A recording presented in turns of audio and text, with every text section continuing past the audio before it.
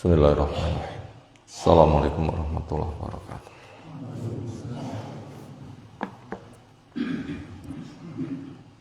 Alhamdulillahirabbil alamin.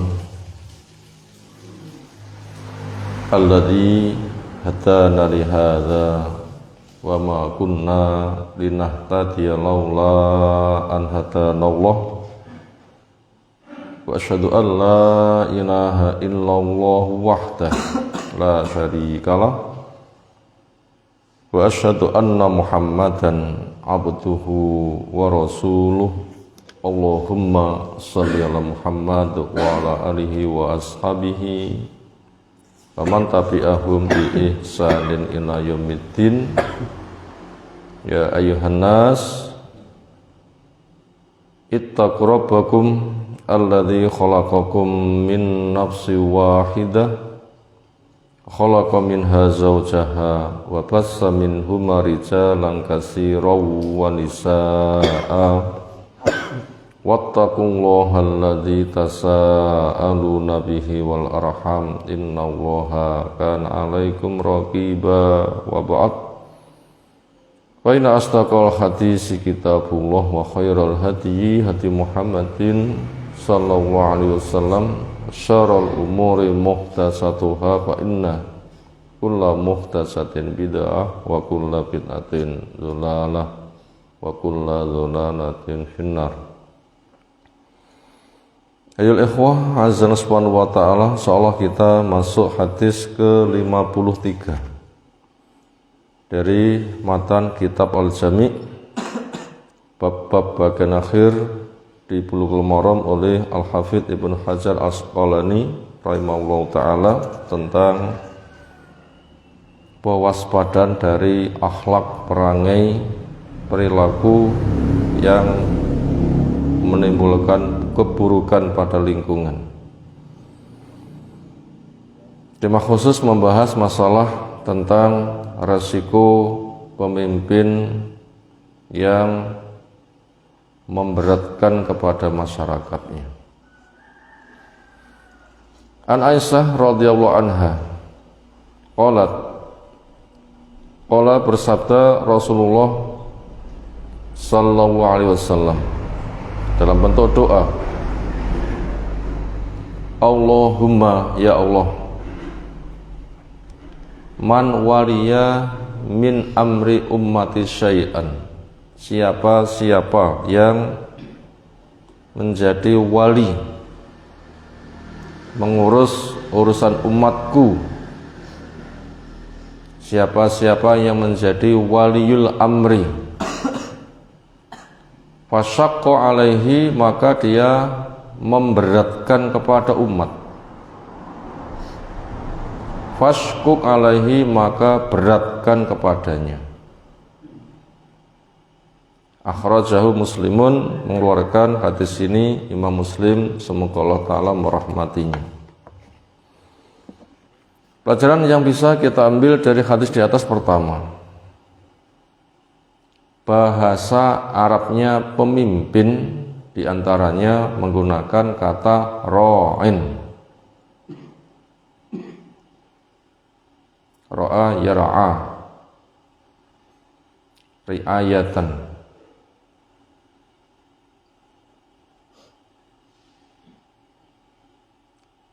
Isim fa'ilnya ra'in, ra'iyun, ra'in. Itu bahasa Arabnya pemimpin, diantaranya begitu. Walaupun ada kata-kata yang lain.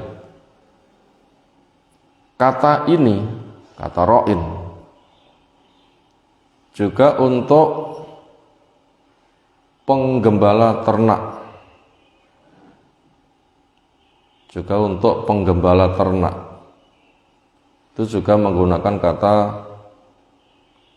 ra'in.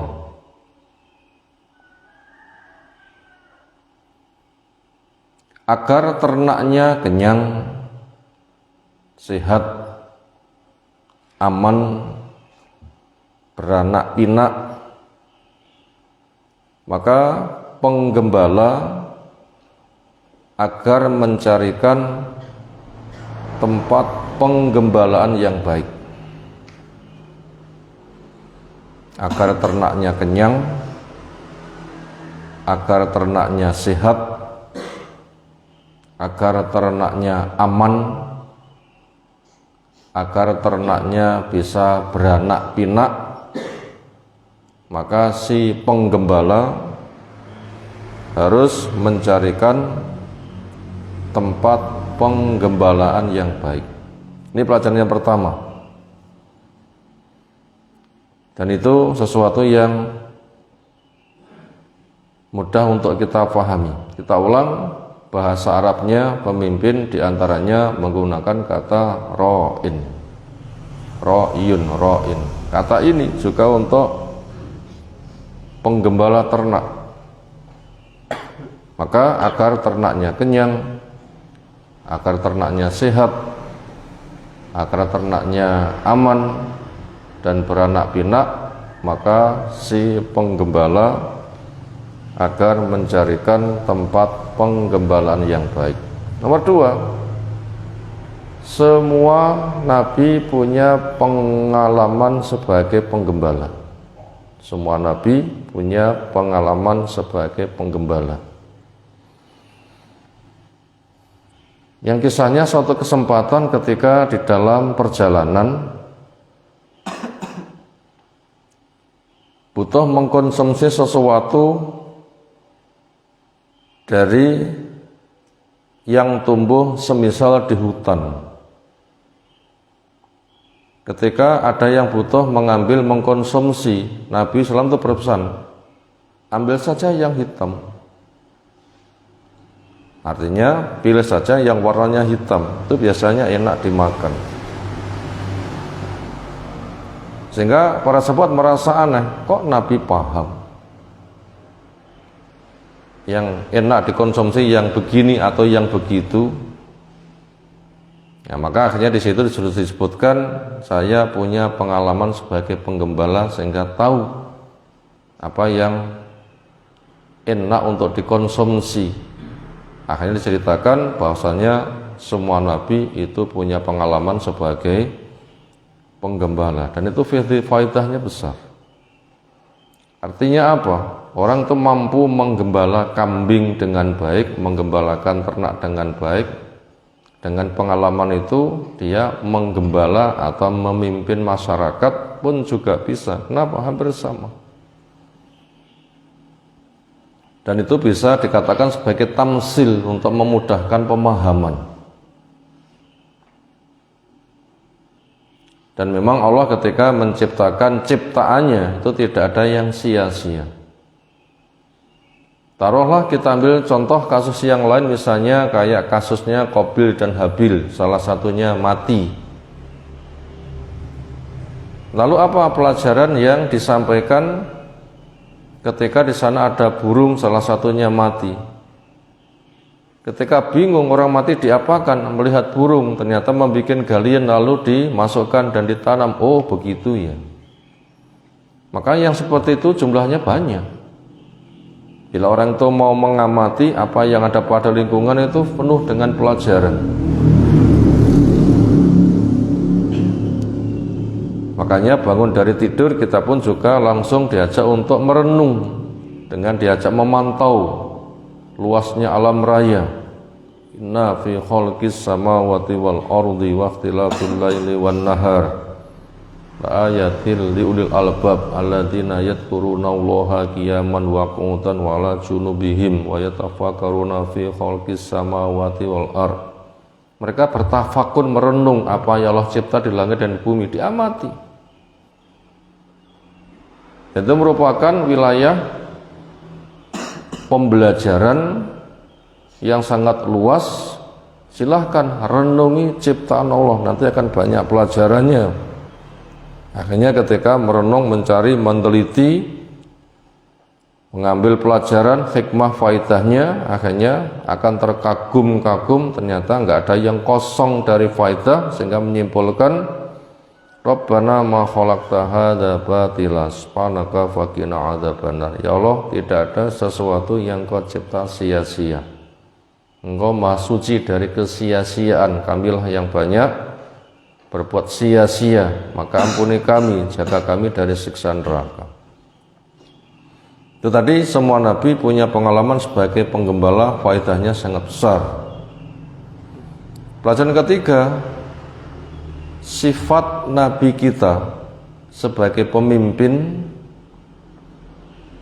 adalah azizun alaihi ma'anittum harisun alaikum bil mu'minin raufun rahimun. Itu bisa dilihat di surah At-Taubah bagian akhir. Itu sifat nabi kita. Laqad ja'akum rasulun min anfusikum azizun alaihi ma'anittum harisun alaikum bil mu'minin raufun rahim.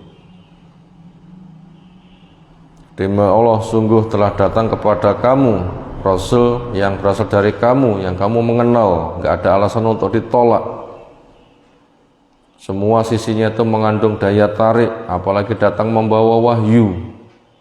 Betul-betul menjadi pemberdayaan, pembekalan, pembimbingan yang sifatnya adalah azizun alaihi ma'anitum, terasa berat sekali perkara yang kamu mengalami kesusahan. Dan Haris memiliki ambisi besar kepada kalian untuk jadi orang yang beriman. Dia penyantun, dia penyayang. Jadi ketika melihat kondisi masyarakat mengalami keberatan, Nabi gak ridho. Melihat kondisi masyarakat jauh dari ilmu, karena tidak ridho, akhirnya ya diberdayakan dengan ilmu. Tingkah laku begini begitu yang enggak lurus itu terasa berat, kemudian berusaha keras untuk memberdayakannya dan amat semangat untuk membuat masyarakatnya mendapatkan kemudahan. Ketika mengalami keberatan-keberatan, mungkin tanggapan miring dari masyarakatnya, maka Nabi itu tidak membalas keburukan dengan keburukan, tetapi dengan kebaikan. Maka sifatnya adalah raufun rahim, penyantun, penyayang. Itu sifat pemimpin. Ketika orang itu menggembalakan kambing, nanti akan tereksplorasi, bisa dibuktikan, bisa diwujudkan bagaimana dia mengekspresikan, mewujudkan dari tugasnya, sehingga apa yang jadi perkara diembankannya nanti akan bisa diselesaikan dengan baik. Itu merupakan pelatihan-pelatihan. Pelajaran yang keempat, wahai para pemimpin, teladanilah sifat Nabi Sallallahu Alaihi Wasallam. Anjuran kepada para pemimpin, teladanilah sifat Nabi Sallallahu Alaihi Wasallam. Kalau tidak, maka akan beresiko. Kalau tidak meneladani Nabi SAW, nanti akan beresiko. Apa resikonya? Maka dia nanti akan menjadi orang yang menzalimi diri sendiri. Akan menjadi orang yang menzalimi kepada rakyatnya. Akan menjadi orang yang menzalimi kepada Rasulnya. Itu poin yang keempat, nasihat kepada para pemimpin. Teladani Nabi SAW, bagaimana Nabi SAW menjadi seorang pemimpin yang merasa berat ketika masyarakatnya mengalami tekanan-tekanan berat, maka berusaha untuk mengentaskan, yang bekerja keras untuk kemakmuran masyarakatnya, yang penyantun, yang penyayang. Para pemimpin teladani. Nabimu sifatnya seperti itu. Kamu sebagai pemimpin, memimpinmu ikuti gaya Nabi SAW. Apalagi yang kamu pimpin itu adalah umatnya Nabi SAW. Umat telah ada, dibimbing oleh Nabi. Kamu sebagai pelanjutnya. Dulu ketika Nabi membimbing itu sangat baik. Kamu sebagai pelanjutnya, ya kamu jangan membuat merana. Nabi dulu menata, kamu jangan ngobrak-ngabrik. Nah begitu, umat telah ditata Nabi SAW dengan baik. Kamu jangan memporak-porandakan tatanan yang sudah ditetapkan Nabi SAW. Nanti akan resikonya berat pemimpin yang tidak mau meneladani Nabi SAW. Apa? Dia akan mendolimi dirinya sendiri. Berarti perbuatan dosanya nanti akan menimpa kepada dirinya. berbuat dosanya juga akan berkembang, mendolimi kepada rakyatnya, sehingga nanti semakin dosa. Selain dia kena dosa mendolimi diri, ditambah korbannya sangat banyak, nanti bebannya juga akan ia pikul. Di balik itu juga akan mendolimi kepada Rasul, pemimpinmu, Rasulmu, menata dengan baik. Sekarang kerja Nabi itu kamu porak-porandakan, kan mendolimi kepada Rasulmu. Tentunya kita bisa mengambil sebuah pelajaran. Kita nata baik-baik, ternyata ada orang datang dibubarkan. Berat kan resikonya? Berat. Kita sudah bikin rumah baik, kemudian dibuldoser. Apa urusannya? Berapa nanti korbannya? Ya gitulah gambarannya. Umat ditata dengan baik oleh Nabi SAW, lalu datang pemimpin berikutnya kok merusak. Wah, itu berarti mendolimi kepada Rasul yang telah membuat tatanan luar biasa. Lalu pelajaran yang kelima, mendolimi Rasul akan beresiko perih. Mendolimi Rasul akan beresiko pedih. Apa itu? Akan didoakan oleh Rasul mendapatkan hukuman yang semisal. Itu mendolimi Rasul akan berisiko bahaya sekali. Kenapa? Akan terkena doanya Rasul. Apa tadi doanya Rasul?